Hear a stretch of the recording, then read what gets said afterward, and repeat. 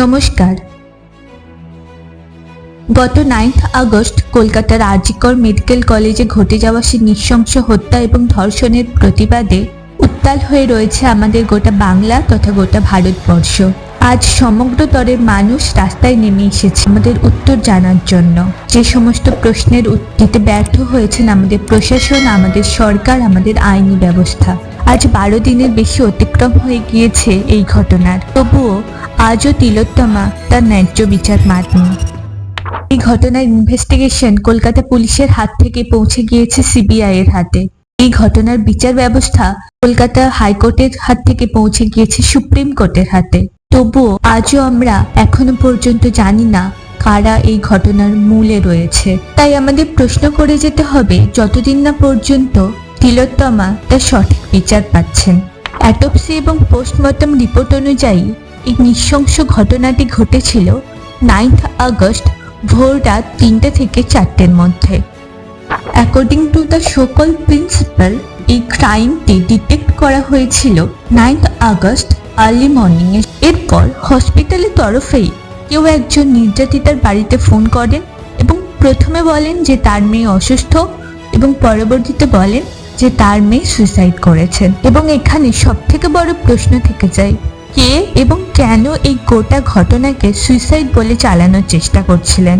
আমি এখানে শুধুমাত্র প্রিন্সিপালকে দোষ দিই না। আমি যদি ধরেও নিই প্রিন্সিপালই সব থেকে বড় কালপ্রিট, তবুও গোটা হসপিটাল অথরিটির মধ্যে এমন কেউ ছিলেন না যার বিবেক এটা বাঁধে যে তার বাড়িতে এই কথাটা না বলা যে সেখানে তার মেয়ে সুইসাইড করেছে। এরপর যখন তিলোত্তমার মা বাবা হসপিটাল এসে পৌঁছান, হসপিটাল পৌঁছানোর সাথে সাথে তাদেরকে তিলোত্তমাকে দেখতে দেওয়া হয়নি। তাদেরকে 3 ঘন্টা অন্য একটা রুমে বসিয়ে রাখা হয়েছিল। আপনি ভাবতে পারছেন, সদ্য সন্তান হারা পিতামাতা, তাদেরকে তাদের মেয়েকে দেখতে দেওয়া হচ্ছিল না। কতটা অমানবিক একটা পরিস্থিতির শিকার হয়েছিলেন তারা সেই দিন। নির্যাতিতার অটোপসি এবং পোস্টমর্টম হয় দুপুর 1:45 থেকে বিকাল 4টে পর্যন্ত, এবং তারপর তার পরিবারকে নির্যাতিতার দেহ তুলে দেওয়া হয় রাত 8:30 নাগাদ। এতক্ষণ পর্যন্ত হসপিটালের কারোর তরফ থেকে কোনো এফআইআর করা হয়নি। যাকে দেখে বোঝা যাচ্ছিল তাকে ধর্ষণ করা হয়েছে, যাকে দেখে বোঝা যাচ্ছিল তাকে খুন করা হয়েছে, তার জন্য কোনো এফআইআর করা হয়নি। ভাবতে পারছেন, এফআইআর করা হয়েছিল 9 আগস্ট পৌনে রাত 12টা নাগাদ নির্যাতিতার বাবার তরফ থেকে। সুপ্রিম কোর্টের chief justice doctor DY Chandrachud যখন বারবার এফআইআর এর টাইমিং নিয়ে প্রশ্ন করছিলেন, তখন স্টেট গভর্নমেন্টের লয়ার বলেন হসপিটালের তরফ থেকে আনন্যাচারাল ডেথ কেস রেজিস্টার করা হয় ইমিডিয়েটলি, কিন্তু তারা কোনো এফআইআর করেননি। 9 আগস্ট অনেকগুলো প্রশ্ন আমাদের সামনে রেখে দিয়েছে। প্রথম প্রশ্ন, আত্মহত্যার কথা উঠে আসলো কেন?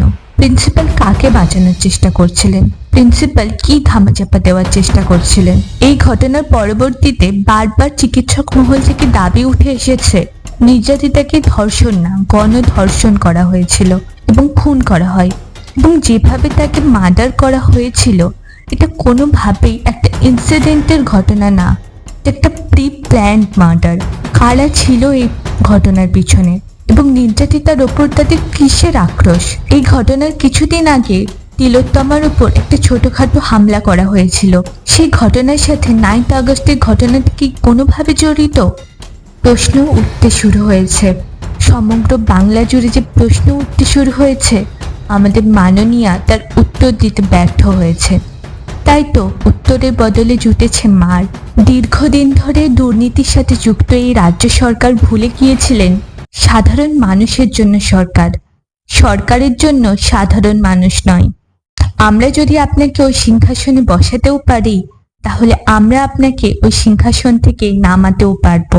9 আগস্টের পরবর্তীতে সমগ্র বাংলা জুড়ে যে সমস্ত ঘটনা ঘটছে, তাতে একটা জিনিস তো স্পষ্ট, আমাদের সরকার এবং আমাদের মাননীয়া ভয় পেয়েছেন। এই ভয় দরকার আছে, এই ভয়েরই তো প্রয়োজন ছিল। আমি একজন বাঙালি এবং একজন মেয়ে হিসাবে এটা বলতে লজ্জা বোধ করছি, মাননীয়া আপনি মুখ্যমন্ত্রী হিসাবে ব্যর্থ, আপনি সরকার হিসাবে ব্যর্থ, আপনি একজন মহিলা হিসাবে ব্যর্থ, এবং সর্বোপরি একজন মানুষ হিসাবে ব্যর্থ হয়েছেন আমাদের সকলের কাছে। আপনি ভেবেছিলেন ভাতাই সর্বস্ব, ভাতা আমাদের অধিকার, আমাদের টাকা আপনি ভাতা হিসাবে আমাদেরকেই ফেরত দিচ্ছেন। আপনি আমাদের ওপর দয়া করছেন না, বরঞ্চ ভোট দিয়ে আমরা আপনার উপর দয়া করেছি, আপনাকে এত বছর ধরে বিশ্বাস করেছি। তার প্রতিদানে আপনি কি দিয়েছেন? বারবার আপনি ধনঞ্জয়ের ঘটনাকে সকলের সামনে তুলে নিয়ে এসেছেন। আমি আপনাকে একটা প্রশ্ন করতে চাই, 34 বছরের ঘন্টাটিকে আপনি আর কতবার বাজাবেন, কতদিন ধরে বাজাবেন? এবার অন্তত আপনার 10 বছরের পুরানো ডায়েরিটাকে তো খুলে দেখুন, লজ্জাবোধ করুন, লজ্জিত হন যে ঘটনা আপনার রাজ্যে ঘটছে তাতে আপনার রাতের ঘুম হওয়া উচিত নয়। মা মাটি মানুষের মাটির তলায় মিশে যাওয়া আপনার লজ্জাকে তুলে নিয়ে আসুন এবং পদত্যাগ করুন।